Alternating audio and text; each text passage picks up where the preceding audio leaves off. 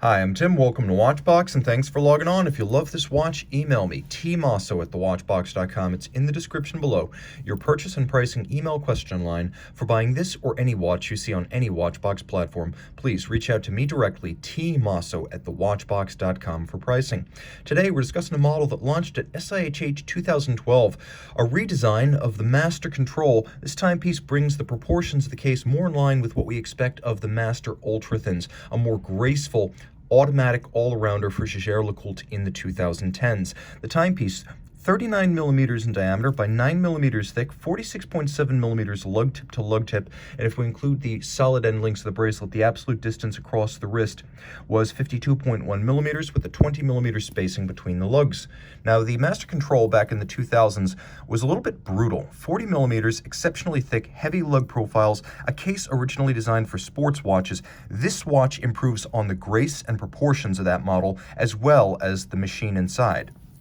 Now, throwing it on the wrist, you can see my 16 centimeter circumference wrist wears it well. Flat, flush, easily sliding underneath a sleeve. This is a fantastic watch for formal attire, but automatic winding in steel with a loomed dial. It's also an all-arounder that can do everything short of hardcore sports watch usage. And of course, it will fit a wrist as small as 13.5 centimeters circumference. Even better on a strap. Now, the bracelet, however, not to be undersold. One of the best available. You can see it's handsomely made, a 5-link design with satin finished intermediates, larger polished outer faces, and you can see that the flanks of these intermediates have been beveled on their ends as well as their top sides. So we have this satin finish down the center on the very top, but then the angled flanks as well as the end faces of these links are of high polish, making for a delicious contrast. Now, as you can see, the links are fixed by pins and sleeves, so a very sturdy system, but if you want to size at home, you're going to want to use a block and a punch, so be sure to have one of those. You can also see, though, that there's 2.5 millimeters of adjustment, just like a Rolex Easy Link extension, and that on each side of the bracelet itself, so you can actually push it in or pull it out. So if you wish to extend it or contract it, you have up to 5 millimeters of adjustment in total, and you can split that in half by perhaps extending one and not the other, so it gives you flexibility. We have a double deployant clasp that has a quadruple trigger release system, so very secure. This is almost like a sports watch clasp. And then a case that is graceful and nicely integrated with the end links, which you can see slope with the lug profile and then trace the arc of the case. The case is simple but strong, polished, almost flat bezel. It's a very shallow conical slope.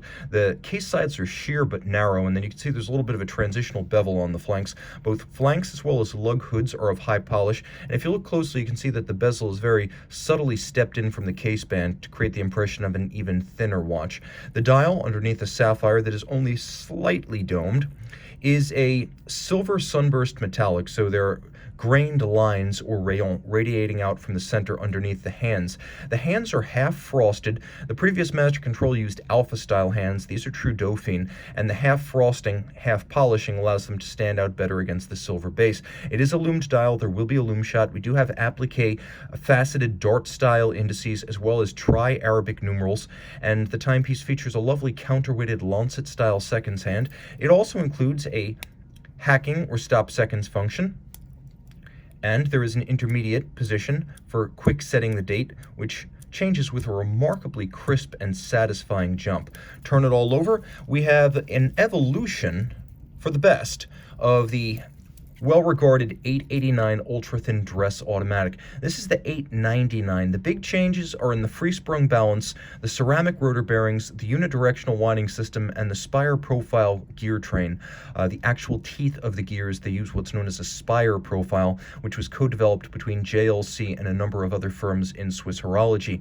So the timepiece is a unidirectional winder with ceramic bearings for utmost efficiency and minimum maintenance. It's free-sprung to better take shocks without changing the timing or rate of the watch. As you can see, it uses a full 22 karat rose gold mass attached to the winding rotor. This is something JLC no longer does. If you've seen the full gold colored rotors on JLCs today, those are actually rose gold coated tungsten. Back when this watch came out, JLC was still using real 22 karat, not 21, not 18, 22 karat masses in its rotors.